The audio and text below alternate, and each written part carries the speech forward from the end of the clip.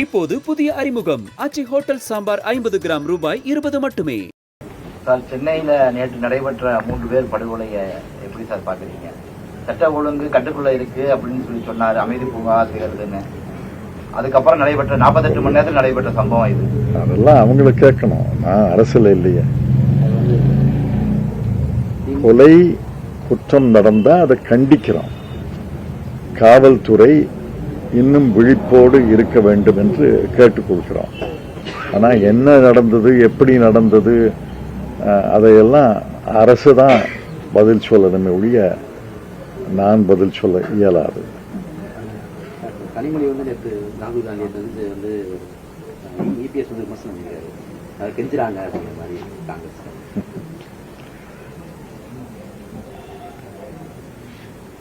நேரடியாக 2 கட்சி தலைவர்கள் அல்லது கட்சி தலைமையில் இருப்பவர்கள் சந்தித்து பேசுவது கெஞ்சுவது என்றால் காலில் விழுறதுக்கு என்ன பெயர் சொல்றது? இதெல்லாம் தேவையில்லாத விஷயங்கள். இதெல்லாம் ஒரு செய்தி, அதுல கேள்வி, அதுல மறுகேள்வி, இதெல்லாம் தேவையே கிடையாது. உருப்படியான காரியங்களை பேச வேண்டும், உருப்படியான காரியங்களை செய்ய வேண்டும் என்பதுதான் என்னுடைய மனநிலை.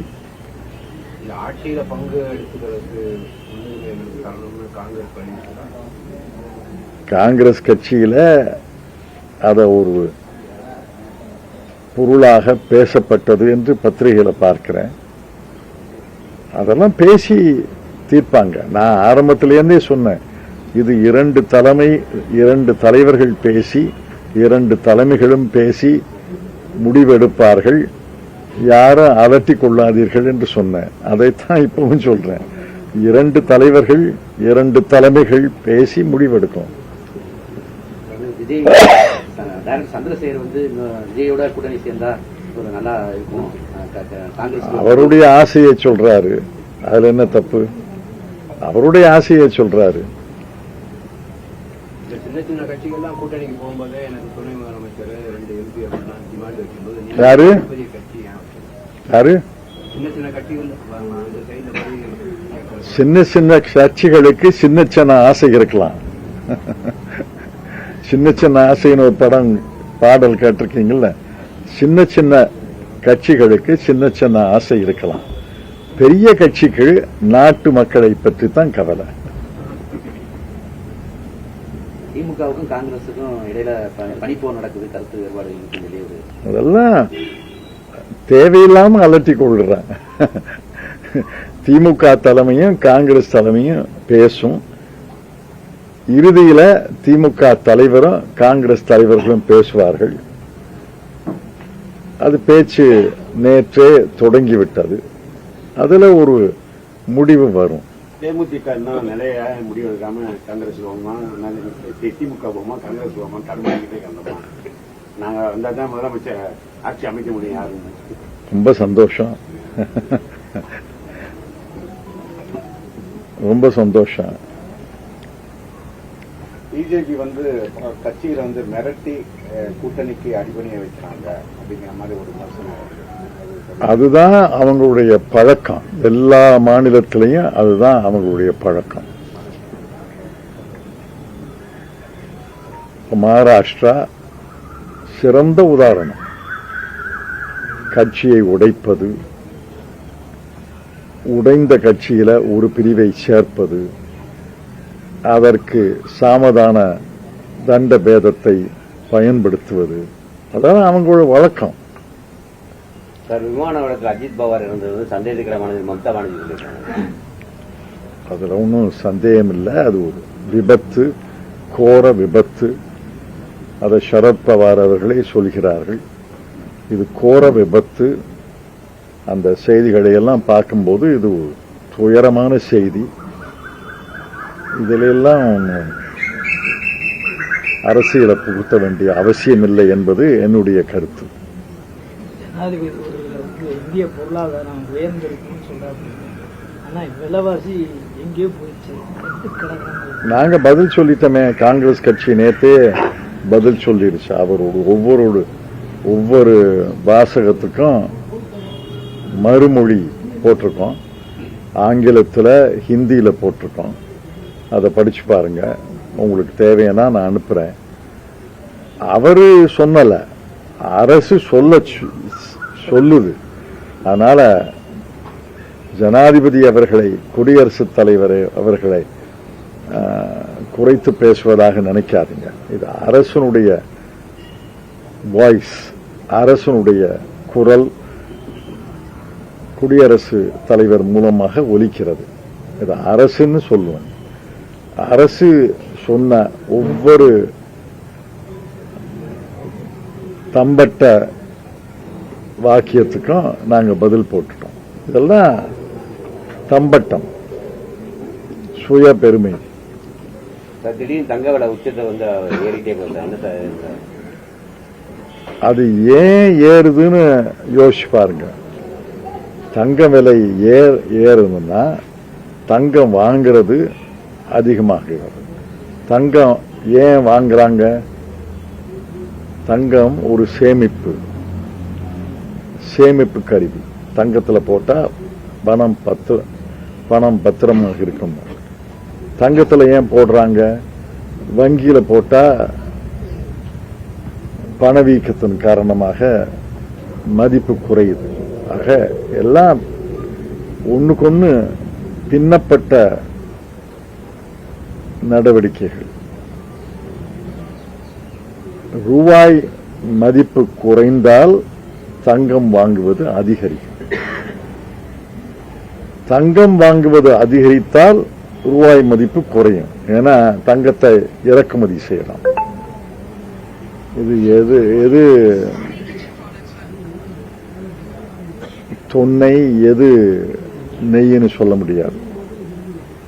ரூபாய் மதிப்பு குறைந்தால் தங்கம் விலை அதிகரிக்கும். தங்கம் விலை அதிகரித்தால் ரூபாய் மதிப்பு குறையும். அந்த சூழ்நிலையில இந்திய பொருளாதாரம் இன்று இருக்கிறது. அதற்கு பிரதமர், நிதி அமைச்சர் தீர்வு காணணும். பல பேர் யோசனை சொல்லியிருக்காங்க. அவங்க கேட்கிறாங்களா இல்லையான்னு பார்க்கலாம். நாளை மறுநாள் விடுகதைக்கு பதில் வந்துடும். இல்ல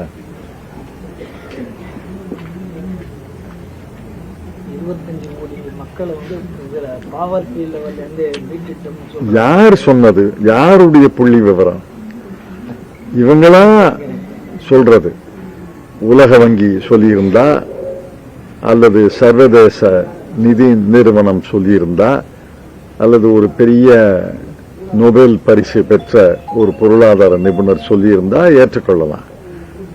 நம்ம அதை ஆராய முடியாது. நீங்களும் நானும் எப்படி ஆராய முடியும்? இவங்களா சொல்லிக்கிட்டு இருக்காங்க. இப்ப அவரு விளம்பரம் போடுறாங்க, லாக்பதி தீதி பார்க்கிறீங்களா? பெண்களை லட்சாதிபதியாக ஆக்கியிருக்கோம். எங்க எந்த ஊர்ல எந்த கிராமத்துல லட்சாதிபதி பெண் இருக்காங்க? இவருடைய திட்டத்துல லட்சாதிபதி பெண் யார் ஆயிருக்கா? இப்ப கூட்டம் போட்டாங்களே, எங்க? செங்கல்பட்டுல, மதுராந்தகத்திலயா? அந்த கூட்டத்தை கூட்டினாங்க. அது ஒன்றும் தப்பு இல்லை. கூட்டம் கூட்டினா தான் வரும். அதுல யாராவது லட்சாதிபதி தீதின்னு காட்டுறாங்களா? சும்மா சொல்றாங்க, நாங்க லட்சாதிபதி பெண்களை உருவாக்கி இருக்கிறோம்.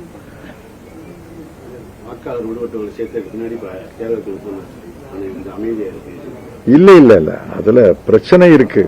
உச்சநீதிமன்றத்தில் வழக்கு நடந்து கொண்டிருக்கிறது. நேற்று கூட திரு கபில் சிபல் அவர்கள் வழக்கு ஆடியிருக்கிறார்கள். உச்சநீதிமன்றம் தேர்தல் கமிஷனிடமிருந்து பதில் கேட்டிருக்கிறது. அந்த புள்ளி விவரங்களை எல்லாம் RS பாரதி அவர்கள் வெளியிட்டிருக்கிறார். நோட்டீஸே கொடுக்காம சந்தேகத்துக்குரிய, தர்க்க ரீதியாக சந்தேகத்துக்குரிய, லாஜிக்கல் டிஸ்கிரபன்சி, இதெல்லாம் புது புது சொற்றொடர்களை கண்டுபிடிக்கிறது தேர்தல் கமிஷன். எந்த தேர்தலில் லாஜிக்கல் டிஸ்கிரபன்சின்னு கேள்விப்பட்டிருக்கோம்? பல பேருக்கு நீக்கிவிட்டார்கள் சொல்கிறார்கள். அந்த நீக்கல் பட்டியலை யாருக்கும் தெரியல. முதல்ல தந்த நீக்கல் பட்டியல் எல்லாருக்கும் வந்துச்சு. அதுல அந்த 2 கேம்ப் நடத்தினாங்களே, 2 சனி ஞாயிறுல கேம்ப் நடத்துனதுல நம்ம ஆட்கள், எல்லா காங்கிரஸ் கட்சி முகவர்கள், எல்லா கட்சி முகவர்களும் முயற்சி எடுத்து பல பேர் நீக்கல் பட்டியல்ல இடம்பெற்றிருப்பது தவறு என்று மீண்டும் சேர்த்திருக்கிறார்கள். அது பல லட்சம் பேரை சேர்த்திருக்கோம். இப்ப என்ன நீக்கல் பட்டியல்னு தெரியல. அந்த நீக்கல் பட்டியலை தரல, அதைத்தான்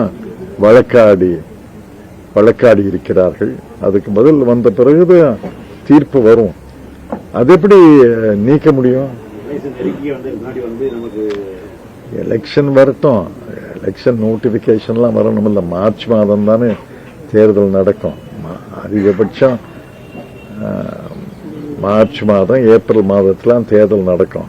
இந்த வழக்கு நடந்து கொண்டிருக்கிறது. பார்ப்போம். அண்மையில் சென்னைக்கு வந்த இந்த பிரதமர் மோடி சொன்னாரு, திருப்பரங்குன்ற விவாதத்துல வாக்கு வங்கியை சந்தோஷப்படுத்துறதுக்காக திமுக அந்த வேலையை செஞ்சுன்னு சொன்னாரு. அதை எதன அடிப்படையில் சார் அப்படி சொல்லியிருப்பாரு? இந்து பத்திரிகையில ஒரு மாசத்துக்கு முன்னாடி ஒரு செய்தி வந்தது. இன்னைக்கு இந்து பத்திரிகையில் பல ஆண்டுகளுக்கு முன்னால் இந்த இந்து பத்திரிகையில வந்த செய்தியை எடுத்து மறுபதிப்பு செய்து போட்டிருக்காங்க. அதுல என்ன சொல்றாங்க, அந்த காலத்துல இருந்த பெரியவர்கள், பக்தர்கள், அவங்க சொன்னதெல்லாம் எழுதி போட்டு எடுத்துக்காட்டி போட்டி இருக்கிறது இந்து பத்திரிகை. அதுல ஒரு இடத்துலதான் விளக்கு ஏத்தணும், இந்த தூண்ல விளக்கு ஏத்தலைன்னு இருக்கு. அதைத்தானே இப்ப அரசு சொல்லுது. விளக்கு ஏத்த வேண்டாம்னு யாரும் சொல்லல.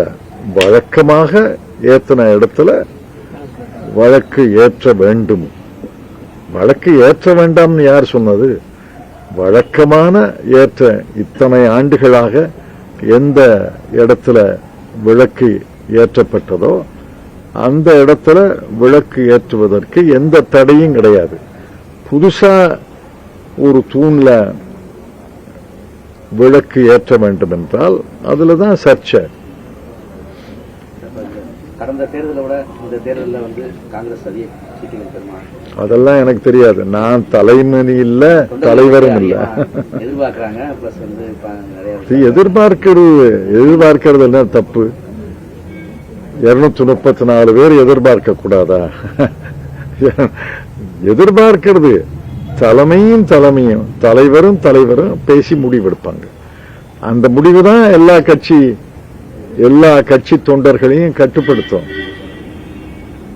ஆளுநர் சட்டமன்றத்தை விட்டு வெளியில போகையில ஆளுநர் மாளிகை அறிக்கை கொடுத்ததுல திமுக அரசோட அறிக்கையில வெற்று பேப்பராவே இருக்குது, தேசிய கீதம் அவமானப்படுத்தப்பட்டிருக்குதுன்னு திரும்ப அதையே சொன்னாங்க சார். வானதி சீனிவாசன் கூட முதல்ல தேசிய கீதம் பாடுறதுல அவங்களுக்கு என்ன பிரச்சனை அப்படின்னு கேட்டாங்க. பாடுறதுல பிரச்சனை கிடையாது. பள்ளிக்கூடத்திலேயே பாடுறோம், கல்லூரியில பாடுறோம், ஒவ்வொரு அரசு விழாவிலையும் பாடுறோம். பாடுறதுல பிரச்சனை கிடையாது. சட்டமன்ற மரபுன்னு ஒண்ணு இருக்கு. ஆரம்பத்துல தமிழ்த்தாய் வாழ்த்து, இறுதியில நாட்டுப்பண். இந்த வழக்கம் பல்லாண்டுகளாக இருக்கு. ஏன் வழக்கத்தை மாத்தணும்? யார் தேசிய கீதம் பாட வேண்டாம்னு சொல்லுங்க? எல்லாரும் காலையில எந்திரிச்சோன்னு தேசிய கீதம் பாடலாம். யார் வேண்டாங்கிற? தேசிய கீதம் பெருமைக்குரிய மரியாதைக்குரிய ஒரு பாடல். அதை எல்லாரும் பாடுறாங்க. பள்ளிக்கூடத்திலேயே பாட சொல்லி கற்றுத் தருகிறார்கள். தேசிய கீதம் பாடக்கூடாதுன்னு ஆளுநர் சொல்லி இருந்தா அது தவறு. மரபுப்படி, சட்டமன்ற மரபுகளின்படி முதல்ல தமிழ்த்தாய் வாழ்த்து, இறுதியில நாட்டுப்பண். நாடு முழுவதும் சில்லறை தட்டுப்பாடு அதிகமா இருக்கு. இன்னைக்கு கூட நிதியமைச்சரும் ரிசர்வ் பேங்க் கவர்னரும் ஏடிஎம் சில்லறை ஏடிஎம் வைக்கலாம் அப்படிங்கிற மாதிரி ஒரு ஆலோசனை பண்ணிட்டு சொல்றாங்க. சில்லறை கட்டுப்பாடுன்னா அது நான் இப்போ 25 காது 50 காதுக்கெல்லாம் காசுக்கெல்லாம் எந்த பொருளும் வாங்க முடியாது. இல்ல 5 ரூபா 10 ரூபா 20 ரூபா 50 ரூபா வரைக்கும் தட்டுப்பாடு. அது தவறு. நிறைய 5 ரூபா 10 ரூபா 50 ரூபா நோட்டை நிறைய புழங்க விடணும்.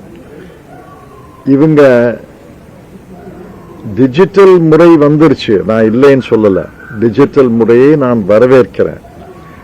ஆனால் ஏழை எளிய மக்கள், கிராமத்தில் இருக்க மக்கள் ஒவ்வொரு முறையும் டிஜிட்டல் முறையில் 5 ரூபா 10 ரூபாய கொடுக்க முடியாது. காசு இருக்கணும். எல்லா நாடுகள்லையும் அதான். இப்ப ஜெர்மனியில டிஜிட்டல் முறை பல ஆண்டுகளாக இருக்கு. ஆனா ஜெர்மனியில பணப்புழக்கம், கரன்சி நோட்டு நிறைய இருக்குல்ல. இங்க பணமதிப்பு இழப்பு செய்த நேரத்தில் 17 லட்சம் கோடி கரன்சி நோட்டு புழங்கியது. இன்னைக்கு 36, 35, 36 லட்சம் கோடி புழங்குது. ஆனா அவங்க பெரிய மதிப்புள்ள நோட்டை அச்சடிக்கிறாங்களே ஒழிய 5 ரூபா 10 ரூபா 50 ரூபாய குறைச்சு அச்சிடுறாங்க. அது கணிப்பு தவறு, அவங்க கணக்கு தவறு. எந்த நோட்டு பற்றாக்குறை இருக்கோ அந்த நோட்டை அச்சிடணும். இப்ப 500 ரூபா அச்சிடுறாங்க, 100 ரூபாய அச்சிடுறாங்க. ஆனா 50 ரூபா 10 ரூபா 5 ரூபாயும் புழக்கத்துல இருக்குன்னு தெரிஞ்சு அவங்க அச்சிடணும். இது அச்சிடாமல் போனது நிதி அமைச்சகம், ரிசர்வ் வங்கியுடைய தவறு. அந்த தவறை திருத்திக் கொள்வார்கள் என்று நம்புகிறேன். ஏடிஎம்ல பெரும்பாலான ஏடிஎம்ல காசு வைக்கிறது. எலெக்ஷனுக்கு அப்புறம் ஏடிஎம்கே தலைமை மாறுறதுக்கு வாய்ப்பு இருக்கு. எனக்கு எப்படி தெரியும்? நான் ஏடிஎம்கேல உறுப்பினர் இல்ல. என்ன கேட்கறீங்களே? நன்றி, வணக்கம். இப்போது புதிய அறிமுகம் ஆச்சி ஹோட்டல் சாம்பார் 50 கிராம் ரூபாய் 20 மட்டுமே.